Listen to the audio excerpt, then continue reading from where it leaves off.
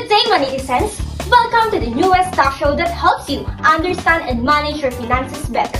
I am Jingriel B. Libato. And I am Channeling B. Burgos. And welcome to Money Talks! Here on Money Talks, we will be talking about the essential financial knowledge that can guide us toward a more stable and secure future. So stay with us as we explore practical and important lessons about financial literacy. Today, we are joined by two special guests, a young woman who are financial literate, a third-year student taking Bachelor of Secondary Education, major in Filipino. Let's all welcome Miss Sherlyn San Juan and Miss Trixie May Batamasban. Hi, Miss Trixie! Hi, Miss Shirley! Hi, netizens! Hi, Miss Trixie. So let's take a seat. Thank you. Hello, Miss Sherlyn. Hello, Miss Trixie May. So how are you today? Hello, beautiful ladies. I'm glad and beyond grateful to join here at Money Talks. Nice to meet you, Miss Sherlyn. How about you, Miss Trixie May? How are you feeling today? Of course, I am feeling grateful and excited. Actually, it's a truly an honor to be here because I'll be sharing some knowledge and my real experience about financial literacy. Oh, it's an honor too that you guys accepted our invitation for this episode. Yes, and now, it seems our guests are ready for what we will be talking about today. Therefore, let's start!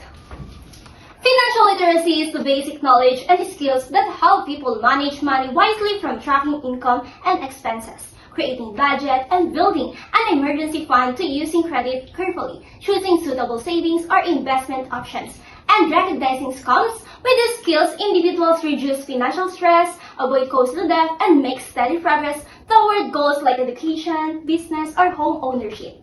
So, Miss Sherlyn and Miss Trixie May, are you already budgeting for your allowance? Yes, I try to. I make a simple plan each week so my allowance lasts, and it helps me to avoid impulse buys and saves a bit for something bigger later. I am also trying to learn to budget my allowance, so I list down my planned expenses each week and set aside my small money for my savings.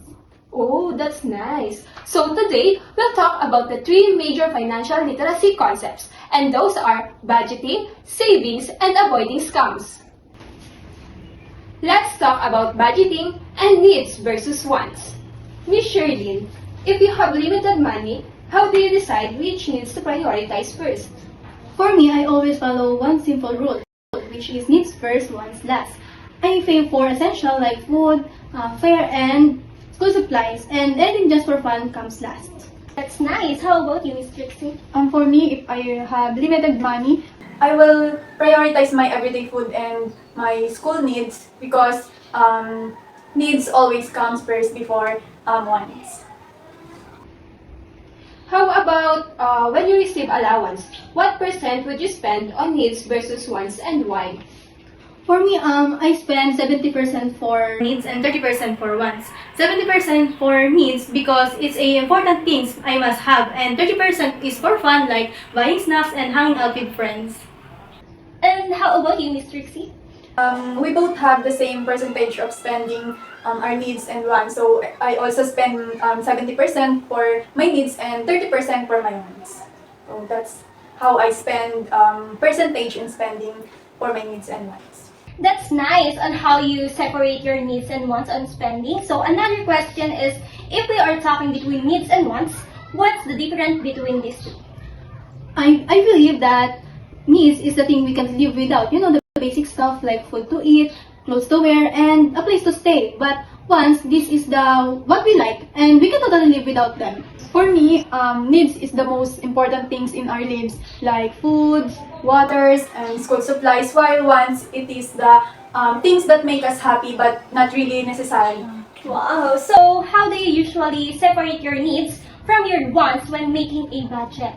What I do is I list the needs first, and wants only get 8 when there's left money. So I'll separate my needs from my wants from asking myself if it is really important or not. So that's how I separate my needs from my wants. Thank you so much for sharing those very practical and helpful insights about budgeting. Always remember, a good budget is the first step toward financial stability and a brighter future. So, netizens, start budgeting today and make every peso count. Stay tuned, and we'll be right back with more valuable insights and practical tips about financial literacy on Money Talks. So don't go anywhere! Guys, I'm starving. Let's buy some snacks. Let's go. Let's go. One pizza.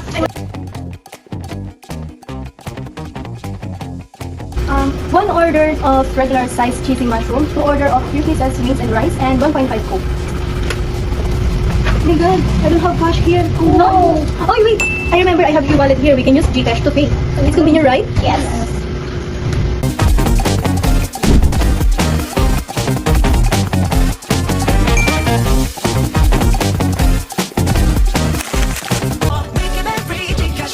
Go cashless, go easy, go with GCash. Welcome back, netizens. After that short commercial break, we're ready to continue our meaningful discussion here on Money Talks. Earlier, we talked about budgeting and the importance of managing our money wisely in needs versus wants. This time, let us move on to another essential financial habit, and this is saving money.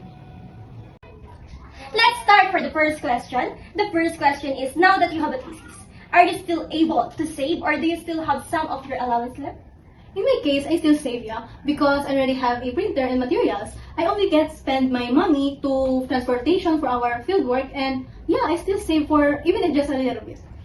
Yes, even though I have a thesis, I still try to save some money of my allowance.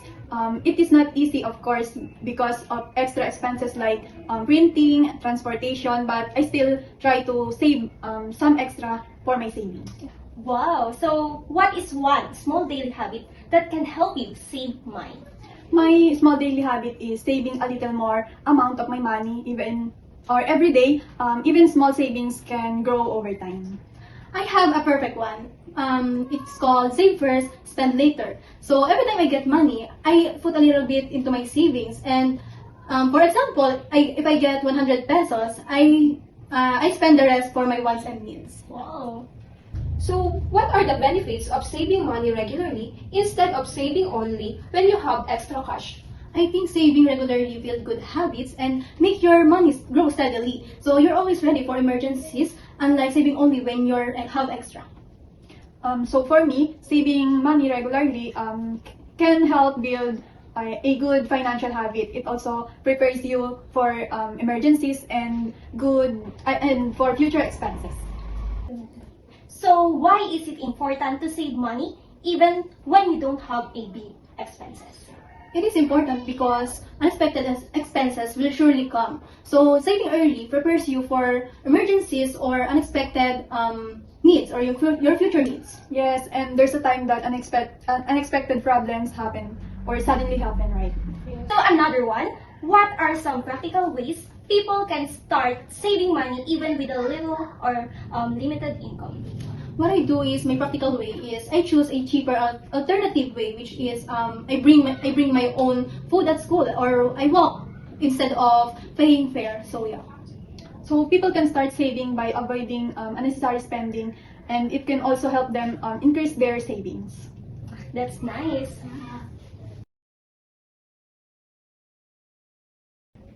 Thank you for those inspiring and practical insights about savings.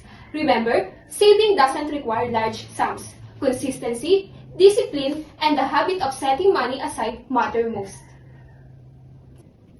As we covered today, small daily savings add up over time and help you prepare for emergencies, seize opportunities, and reach future goals. Saving isn't just holds cash, it's building security and peace of mind. Always remember, savings is paying your future self first. So netizens, start saving today because every small amount can make a big difference in the future. We'll be right back again after a short commercial break. Stay tuned for more valuable insight and practical tips on Money Talks.